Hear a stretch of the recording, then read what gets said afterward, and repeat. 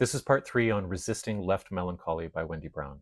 So Brown now turns from Benjamin's warning about conformism to Freud's study of mourning versus melancholia to explain why the left can mistake attachment to its own past defeats for authentic political fidelity. So I'm going to give a longish quote. Left melancholy is Benjamin's unambivalent epithet for the revolutionary hack who is, finally, attached more to a particular political analysis or ideal, even to the failure of that ideal, than to seizing possibilities for radical change in the present.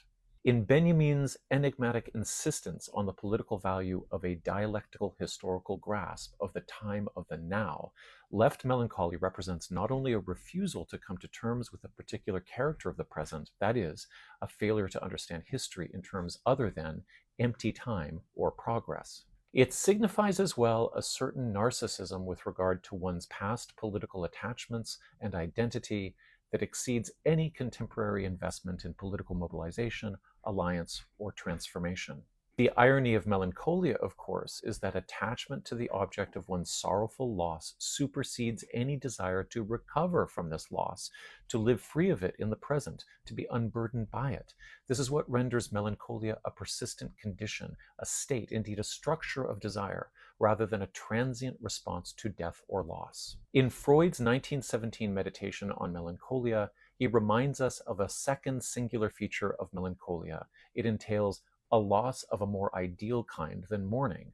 The object has not perhaps actually died, but has been lost as an object of love. Moreover, Freud suggests, the melancholic subject will often not know precisely what about the object has been loved and lost. This would suggest that melancholy is in some way related to an object loss which is withdrawn from consciousness, in contradistinction to mourning, in which there is nothing about the loss that is unconscious." Unquote. Now, I'll return later to the crucial distinction between melancholy and mourning, but I'll finish here by pinging 2 points. Melancholy is abstract and paralyzed because it involves the loss of an idea rather than a thing. So the books and historical accounts of prior attempts at communism remain, but they take on a ghostly aspect, describing a present that could have been, that you wish was here, but it's not, and so what do? You can turn against yourself. Freud basically says that when someone or something you love disappoints or leaves, sometimes you can't let yourself blame them. You blame yourself instead.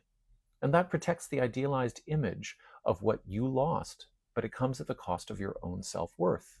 So you may secretly believe that communism failed not because it was defeated by empire or because it couldn't address changing conditions, but because you didn't go hard enough, and neither did those other guys.